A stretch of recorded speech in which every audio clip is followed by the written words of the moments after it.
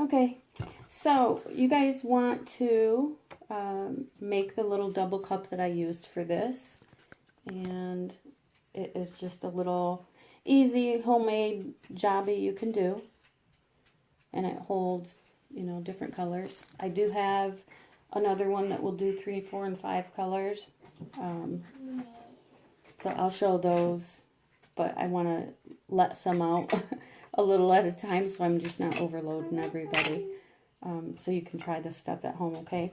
So you will need a pair of scissors and some tape that'll hold nicely without leaving any residue or gunk in the cup.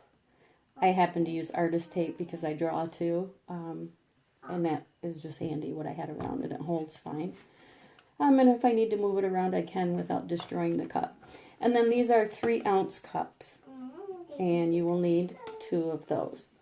Now, the reason I say 3-ounce cups is because for a 12 by 12 or less, the 3-ounce cups are perfect. 1 3-ounce cup full of paint will cover, using this technique, because you don't need as much paint. So for 12 by 12, using the swirl technique, a 3-ounce cup will cover the canvas or the board. So that's why I'm using the 3-ounce cup. And what you want to do is really look at it like this, and you want half, if you want equal parts paint on each side. You would think you'd have to cut this in half, but not the case because of the way it's going to arc out. So I already cut one in half just to make it quicker to show you. And one side, it's probably about 1/3 of the cup versus 2/3. So we're going to use this one. And the bottom is intact in this one, but you are going to have to cut that out.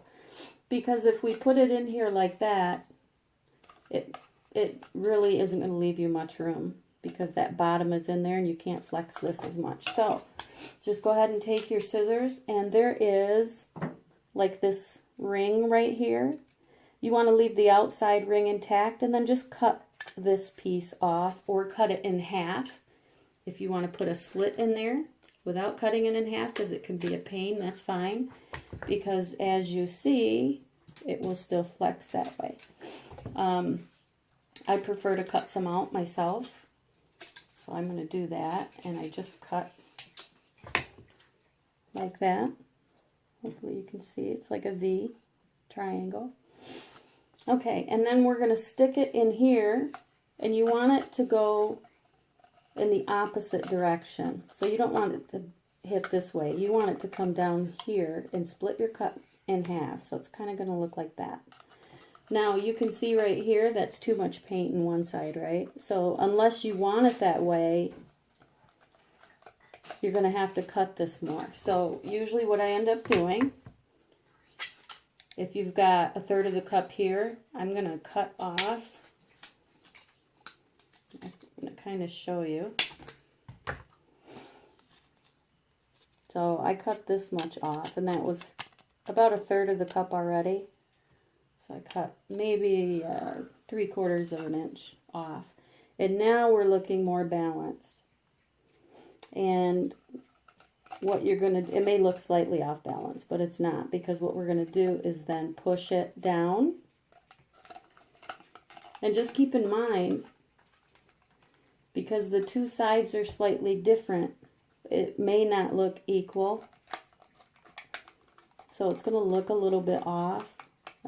But you'll hold about the same amount of paint by doing it this way, because one is more of a moon shaped and this one is, I guess, getting closer to an oval shape.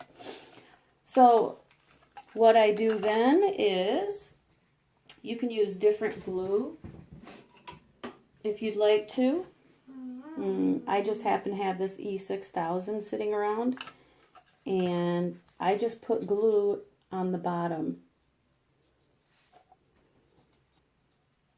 So we're just going to put some glue on the bottom of the cup.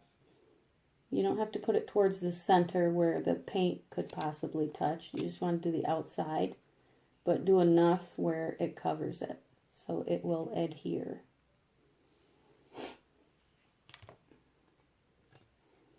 And then you take your cup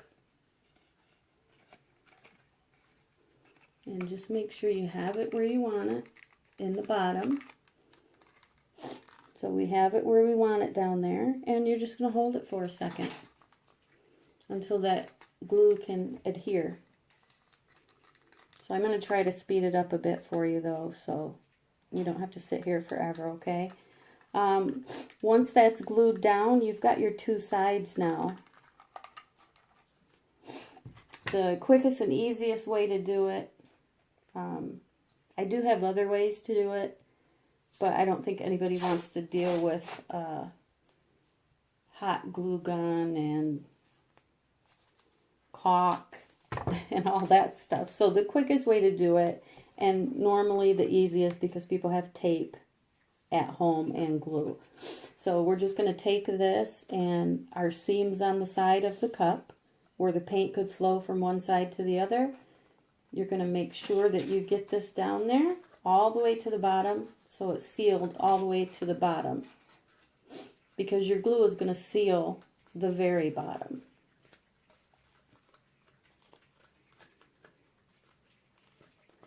And then we're going to rip the top off.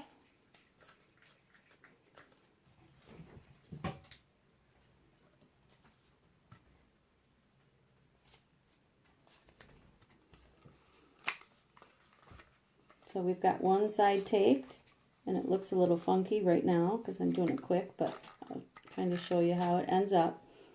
So you've got one side taped. Now we're going to do the other side, and you just go ahead and put the tape down in there. It's hard to do and show you guys, my goodness. So just make sure it's all the way down to the bottom, and then slide it so it's tight.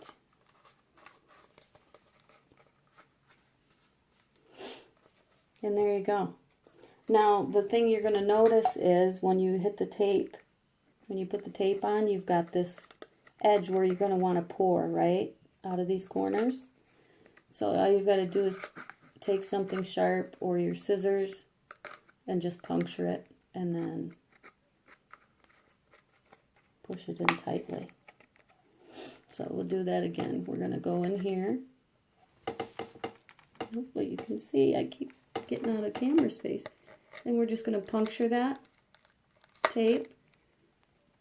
You can pull off the outside edge, and then you're just going to push it flat. So that way, when your paint comes out, it's going to flow nicely, and it's not going to catch up on that edge.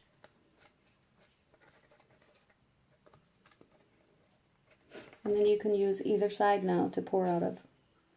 So there you go. That's the quick and easy double cup. It usually just takes a minute or so to dry, if even that, when I use that E6000 glue. But, you know, whatever glue you guys are accustomed to using will work. And then this will hold up, you know, for a few different uses if you want to. More than that, depending on the tape you use and how you end up cleaning it out. You can just wipe it down with a paper towel and get most of the paint out, and then the residue left over dries, and it's not a big deal. Or you can just keep making them. So I hope that helps everyone. This is the double cup. This is the double cup swirl.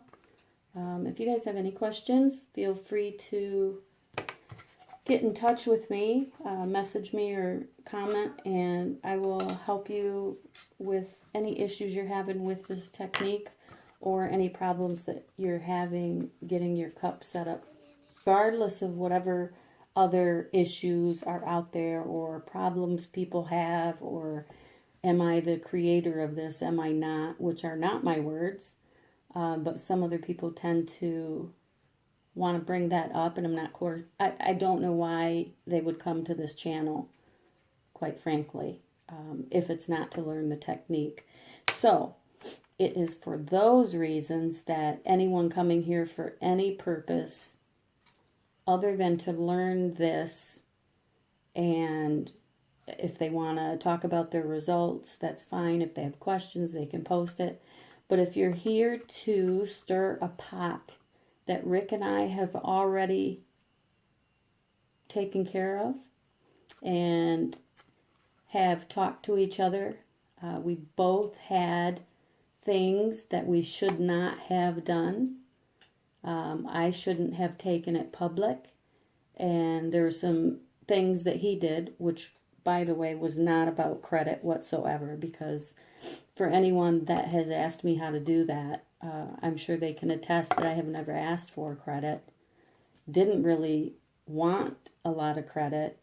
There's some people that want to call it the Rita swirl, and to me that was like, it's flattering for them to think of it that way, but it's just embarrassing because I just don't like that type of thing. So having this channel is already out of my comfort zone because I don't really care to do videos. I don't like my picture taken. I do art because I enjoy it. I love doing it with my grandbaby, and sharing this I thought was going to be a fun thing that everybody could enjoy and I could look at and say, oh, look, I taught them how to do that. How cool. But is now turning into something else. And there are some people out there that are taking it and taking the fun out of it. So if that continues to happen, then it just sucks the life and joy out of those of us that really do it just for joy, not for money, not for credit, because credit gets you nothing. I'm not selling anything. I don't have a website to say, hey, go here and buy stuff. I'm not trying to be a trainer in art or paint. I'm not doing anything other than sharing something that was exciting to me to find, to do, to create. And whether I'm the first or the last or whatever it is, people saw it from me, and now they believe that I'm the first person, or at least the first person to them to do it.